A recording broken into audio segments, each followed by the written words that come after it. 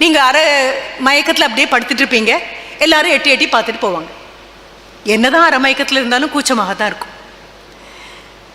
இது என்னாச்சு, என் மேலே போட்டிருக்கக்கூடிய அந்த கிரீன் கலர், அதுதான் அந்த க்ளோக் ஒன்று வேர் பண்ணியிருப்போம். அதுக்கப்புறம் மேலே ஒன்று போட்டிருப்பாங்க. என் பின்னால் நிற்கக்கூடியது மேல் நர்ஸ் 2 பேர், விமன் அல்ல, மேல் ஆண்கள் 2 பேர் நிற்கிறாங்க. ஏன்னா ஸ்ட்ரெச்சரை தள்ளிட்டு வரணும், தூக்கி எடுத்து படுக்க வைக்கணும். இதுக்கெல்லாம் விமனை விட மென் தான் ரொம்ப வசதியாக இருக்கும். ஸோ அவங்க 2 பேர் நிற்கிறாங்க. ஒவ்வொரு தடவை இந்த கதவு திறக்கும் போது எனக்கு ரொம்ப கஷ்டமாக இருக்குது. அரை மயக்கத்தில் இருந்தாலும் எனக்கு தெரியுது என்னுடைய தோலை விட்டு இந்த துணி கொஞ்சம் இறங்குற மாதிரி இருக்குது. I am feeling very embarrassed, ரொம்ப கூச்சமாக இருக்குது. நான் ஒன்றும் பண்ணலை, இப்படியே நிமிந்து பார்க்குறேன். என் பின்னால் நின்று அவருக்கு மீறி போனால் 20 வயசோ 22 வயசோ 25 வயசோ அதுதான் இருக்கும், 30 தொட்டிருக்காது. இப்படி பார்க்குறேன். அந்த அரை வினாடி என் பார்வை அவருக்கு புரிஞ்சுது. எங்கள் 2 பேருக்குள்ளே எந்த பேச்சும் இல்லை, என்ன பேசக்கூடிய நிலைமையில நான் இல்லை. என்ன வேணும்னு கேட்கக்கூடிய மாதிரியும் அவர் இல்லை. என்னை எப்படி பார்க்குறாரு, குமிஞ்சு பார்த்தோன்னா I just look at him. கண்ணில் அந்த சின்ன ரிக்வெஸ்ட் இருந்ததோ என்னமோ தெரியாது, ஒரு சின்ன விண்ணப்பம் என் கண்ணில் இருந்திருக்கலாம்.